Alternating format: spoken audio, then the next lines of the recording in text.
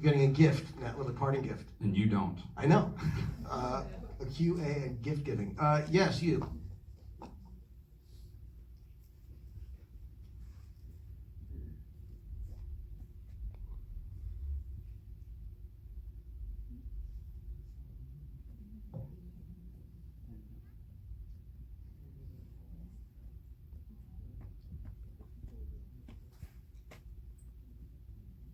He's pitching part 3, ladies and gentlemen.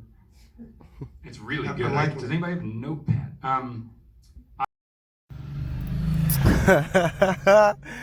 Oh man. All right, so this is gonna be my Quiet Place 2 review. The movie was absolutely fantastic, but I just gotta go ahead and let you all know the reason I saw this film here in particular is because they had a live Q&A. I got it in my email, so I figured why not? Might as well go. It was only $5. I would actually be able to ask John Krasinski some questions. And oh man, guess what? I did not get to ask questions. It was not a live Q&A. It was a pre-live recorded Q&A from whenever they had the Q&A. And there were already questions asked by the audience that was at that Q&A. So right now we're actually sitting in the theater watching a Q&A after the credits, and they didn't even roll the credits. It's just like after the movie ended, it was just like, oh, stay around for the Q&A. And instead of them walking out into the theater, they walked onto the screen, so it was kind of whack. I mean, I have nothing against it. Thank you, Paramount, for even allowing the Q&A, Paramount Pictures and whatnot. And thanks, John Krasinski and Emily and everyone that worked on the film to do this Q&A. But I did feel a bit flim-flammed. I won't say I was scammed, but I was definitely flim-flammed because I was expecting to be able to ask some questions. And it did kind of suck because you couldn't even hear the questions that were asked. It was literally so quiet. They only had the microphone, so the people in the audience, you couldn't even hear them. So when they asked the question, it was just silent, and everyone in the theater was laughing and people were leaving. But for the most part, it was still cool to have him talk about the film. But unfortunately, I couldn't ask him any of my personal questions I would have liked to ask him. But he did talk a lot about the film, and one of the things he did mention that I thought was pretty cool was that one of the scenes that you see in the trailer of Emily Blunt being chased by a bus and she's driving backwards, that scene was actually shot in one take, one go. And she didn't even know about the bus. I mean, I found that kind of funny. He says like, oh, my marriage was on the line because my wife didn't know that we were about to ram at her with a bus, But other than that, it was really great. He discussed how he never intended for this to be a horror film. He was actually given the script, and the script, he just felt it needed to be a family story that had horror elements, so all the family in the movie, they all are just dealing with things how he wanted it to be organic. How would you deal with things if this was your family, or if your family ended up being in this situation? And one of the key points that he made on that was the actress Millicent Simmons, who plays the deaf daughter, Regan. Her all the scenes with her they're really cool. They're done in like silence, because she is deaf. And so he wanted to be able to perceive and show what it's like to have, to what it's like to be deaf, what it's like to actually perceive things from a deaf perspective. And he nailed it. I mean, it's so great the way the scene switches to, being quiet with her, and then it goes into like whatever everything else that's going on and all the noise that's actually going on. It's fantastic. He's definitely became a better director. He's definitely became a better filmmaker. I hope that he makes another one. He said that a third one is on the way, and it makes sense. He never wanted this to be a sequel series. He wanted it to be a whole organic story in parts. He wanted it to be a continuous story. So I'm very thankful that he was given this green light to do it. The movie is fantastic. So hopefully part 3 comes out soon. This was the last film that was supposed to come out before the pandemic, before the lockdown. I remember I was ready to see it, and I was pretty pissed when they closed all the theaters and everything. So this film has been a long time coming, and I'm glad that he was able to share it and, actually have it be done the way he wanted it to be done. So thank you, Mr. Krasinski. Thank you, Miss Blunt, or Mrs. Krasinski, and to the whole cast, and, Paramount Pictures, of course, for making this happen and making these people's dreams come true. But thank you very much. So let's get into this film, A Quiet Place 2.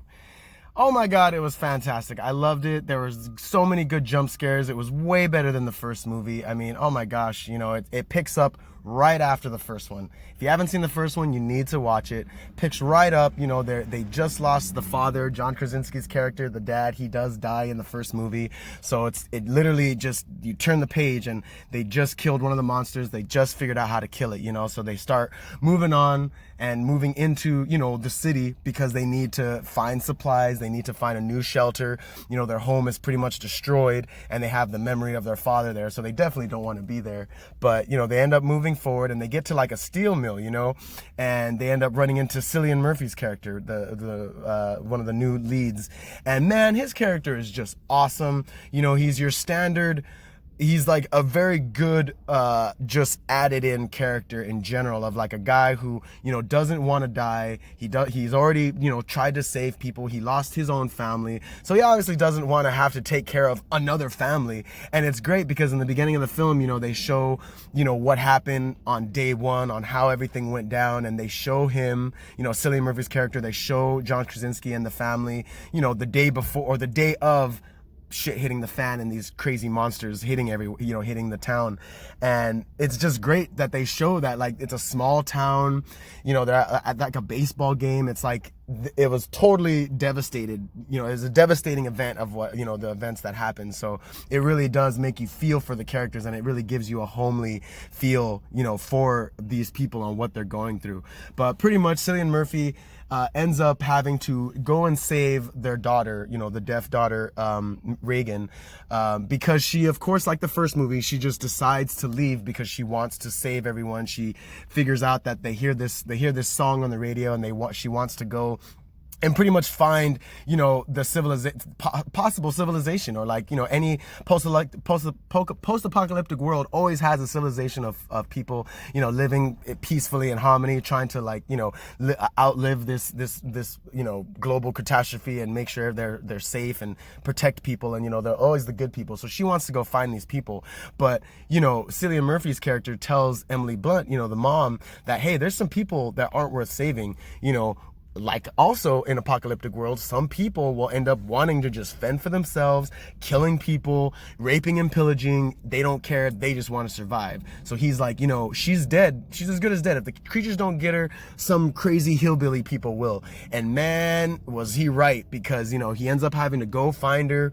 And John Krasinski does this great thing where he's able to make multiple scenes have rising tension to eventually culminate in this epic, you know, climax where each character is going through trials and tribulations separately. Like, you know, they all end up breaking up, but the main focus follows the, you know, Reagan and Cillian Murphy's character Emmett going to try to find this civilization. You know, he ends up finding her, of course. He has to save her from, of course, these people who are fucking wild, and they're trying to do all this, you know, they're like at a boatyard, and they're just, you know, when you are probably surviving off of salt water and no food for like prolonged periods of time, you kind of go crazy. That's pretty much what these people are, you know, and they try to kill her, and he thankfully fucking goes to save her, even though he doesn't want to, and he has to rescue her because she would have fucking died. And it's like, there's so many scenes, you know, oh man, a fucking helicopter flying overhead, I'm trying to like talk, you know, there's so many scenes where you think he's gonna just let her die, or you think he's not gonna help, and he just pulls through, and you're just like, fuck yeah, you know. There's so many just great scenes where he's just, you know, he's a badass, and it's really great. He's a perfect added character to this movie, you know, a perfect addition to the cast, you know. And then so he ends up saving her. They end up finding this civilization, you know, like she said, you know, she had hoped to find, you know. And remember, she is deaf, so you don't want to believe her, but you want to believe her. But she's right. She finds this civilization, and she's so happy and thrilled, and Cillian Murphy can't believe it, you know. He's just devastated that he can't believe that she was right and that he wasted so much time. You know, he could have taken his wife and family in the first place instead of losing them, you know, eventually. You know, these people there are kind, and you know, they're helpful, and you know, they end up helping them get to this radio tower where this music was indeed being broadcasted. And you know, of course, creatures go here and there. The creatures are still the same. They're still shown about as much as the same as the first one. So the jump scares and everything, and the scenes that are scary are genuinely awesome, you know. And so all the jump scares are genuinely good, you know. It's not scary, it's just freaky, and you know, it's a horror themed enough for you to actually enjoy the film and enjoy, you know, what he set out to make. And like he said, he didn't intend for it to be a horror movie. So when you watch it knowing that, it's like, wow, you know, when you rewatch it now knowing that, it's like, wow, you know, it is a really good family movie. It's not necessarily a horror movie. It is a family film with horror elements that is like, what would you do? You know, what would you do if this was your family? It's great. Now that he put it in that perspective, you know, in the Q&A, it's like I can look at it now and be like, wow, you know, that is great. I respect him for that, you know. So honestly, at the end of the day, I really hope that the third one is great. Apparently he won't be directing it, so hopefully it's still good.